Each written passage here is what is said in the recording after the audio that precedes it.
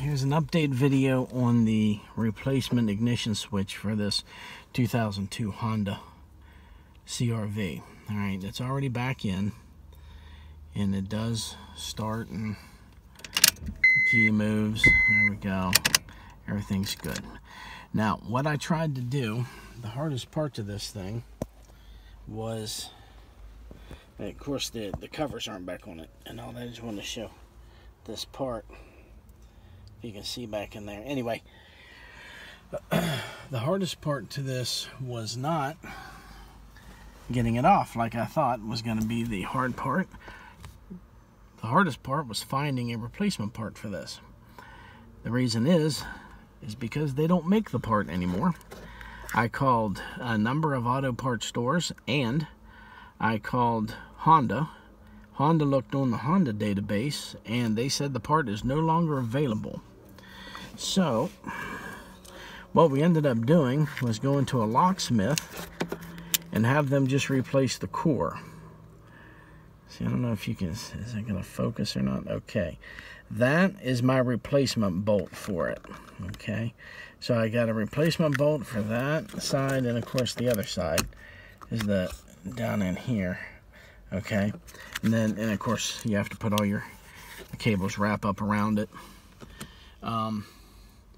Now, what you're looking for, that bolt, this bolt right here, which is the original, okay, that is a, to give you the specs on it, that is called an M8 1.25 by 12 millimeter. That's what that is. So that's what I went to a hardware store, and I was able to buy one that was not a 12 millimeter, but it was a 16 millimeter. But the 16 millimeter fit in the space, so it I was able to really get a good solid connection on it.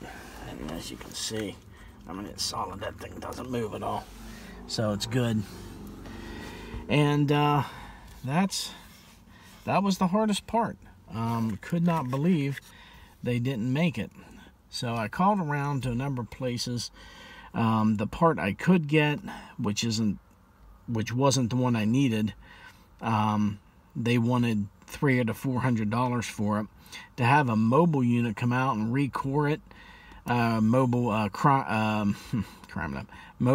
locksmith come out, they wanted about $300 to fix it. So we called a locksmith and took it down to a place, and they recorded it for us for $89.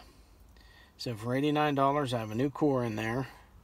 I didn't have to have a new key program because they rekeyed that core to the key that we already had, which saved us a lot of money and a lot of hassle.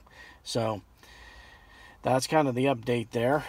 Get that glare off there. It was easy. The installation was easy to go back in, and it just fits around the column. There's a little notch on the bottom of the column. This is the strapping that holds it on. On the bottom of this, there is a notch to accommodate a piece that comes up into the steering column, which allows this to turn. Turn the windshield wipers off there. And that click you hear is that piece going back up into the steering column. And that's what it's doing. And apparently what was happening is there's a piece in there, just a thin piece of metal in there that got bent, and that's why it wasn't allowing it to work. So anyway, if you are trying to do this today in 2021, I was told that this part does not exist anymore. It's not available. So your best bet, bottom line, this whole thing is to have your core fixed, and have them, if you get a locksmith, do it, have the core that they fix match the key that you bring in. And all they did was they fixed the existing core we had, but they may be able to put a new core in it but key it to this key. That'll save you from getting this key reprogrammed to the car, because that's $150. Or if you have one of these mobile locksmiths come out, this thing is I mean, they're going to charge you an arm and a leg for that. So anyway, there you go. Now I'm just going to button up the column with our decorative pieces here. This job will be done. So I hope that's helpful to anybody that's doing this job.